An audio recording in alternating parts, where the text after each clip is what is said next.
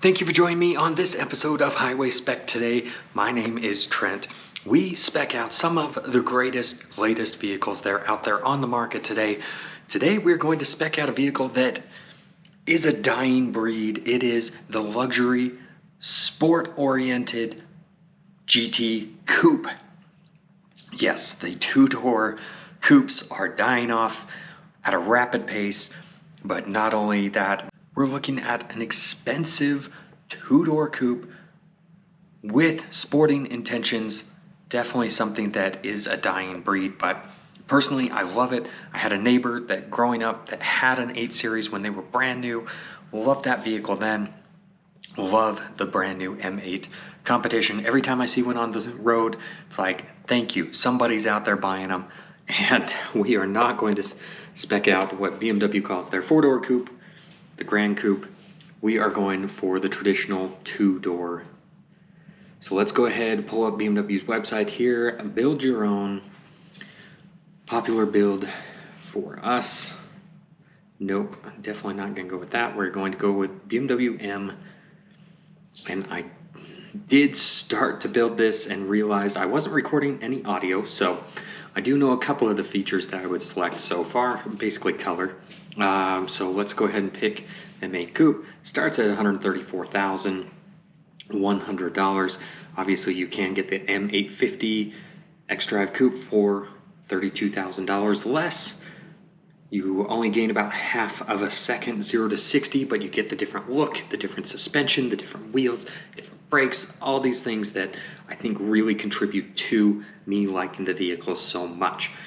Now I wouldn't kick an M850i out of bed, but the M8 Competition is the one to go for in my opinion.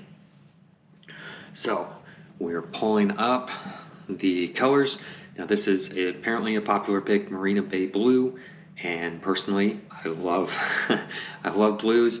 I have been seeing this Isle of Man green a lot of places lately. It does definitely look nice, but I'm not the typical person where it's like green on tan is the greatest color ever. I definitely favor the blues. Skyscraper gray looks fantastic as well, and honestly that is a true contender for me personally. I do like these frozen colors. They obviously require a little bit more upkeep, and I've had enough bugs on the front of my vehicles where it's like I don't know if I would like having the frozen color, which you have to be a little bit more careful with when you are washing it, on top of already being careful and not trying to, just drive it through an automatic car wash.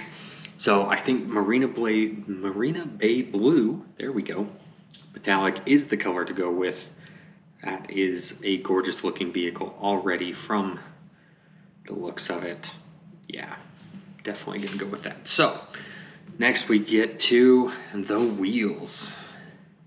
And these are a popular M style wheel. Personally, I kind of like the traditional black wheels. I'm not a huge black wheel person, but you do have a lot of black accents on the outside, so I think it really suits the vehicle. Same size, 20-inch wheels, performance, non-run flat tires, so it will ride a little bit smoother.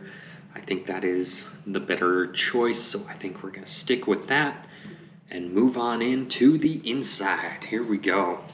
Now there are a lot of unique options. Go with the extended leather here. That is a gorgeous look. You do have the secure orange, which love it on M cars. It kind of looks red in some lights, but it is definitely an orange color.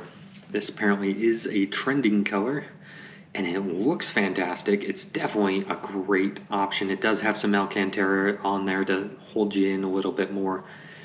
But I want to lean more into the luxury side of this vehicle. Yes, it is sporty, but it's not a vehicle that I would take on the track. Personally, even though it is the M version, it is the competition version, I'm not moving this thing on the track. It's a big vehicle. Canyon cruises, absolutely. But the all orange leather, again, it looks really nice. It's a contender, but I think this is definitely more of the luxurious look. I think it will look really good with the blue exterior. Of course, you do have some other interesting colors. That is really unique. You've got that blue with the white. I think that's a very classy look. It would age a little bit more quickly rather. This is a good look, but I do worry about keeping that thing clean. So I think we're gonna go back to the mid-rim beige. I can't talk. Going with this color, how about that? So let's go ahead and go to the trim. Oh, went a little bit too far there. Back to the interior. Going with the trim, there we go. So standard, it comes with the carbon fiber. You can go with the wood, which is not necessarily a bad choice, even though it is the M version. It is something that gives it a little bit more of a classy look. Ash black, silver wood. Piano black, I think, just scratches too easily. Not a fan. I think I'm going to stick with the carbon fiber, even though I'm going with the classier spec. I think it does work well in the interior here, so we're just going to stick with the standard carbon fiber trim. Next, we go to the options. We've got the driver assistance package. This is a GT Cruiser. It is something that, you know what, I am going to want the adaptive driving, things like that, to make it a little bit easier to drive. So this includes the driver assistance professional package. All right. Steering assistant, partially automated driving. That's probably the best way to describe it, rather than autopilot or some of those other terms out there. So we're going to go ahead and add that to the build. Adds $1,800. Pretty small amount compared to the overall cost of the vehicle. Now again, luxury vehicle. I'm not going to go with the carbon bucket seats. I'm not going to race this. I do want the nicer sound system. I do think the Alcantara headliner in the same tan interior is going to be a little much on the headrest. I don't think I want to go with the carbon fiber exterior package either. $5,400 gives you rear spoiler, carbon mirror caps, carbon air curtain, and carbon blade. I think going with the black wheels, sticking with the black trim is the right move there. Again, not tracking it. Carbon ceramic brakes, not going to select those. And correct me if I'm wrong, the driver's package is just going to the BMW Performance Center. There we go. Oh, and okay, here we go. Top speed limiter raised. There we go. We're going to go ahead and add it. $145,300. Of course, you can add BMW's maintenance to this, and if I were buying it, I would. I want to not have to worry about any of that maintenance going in and getting a sticker shock. So here we are.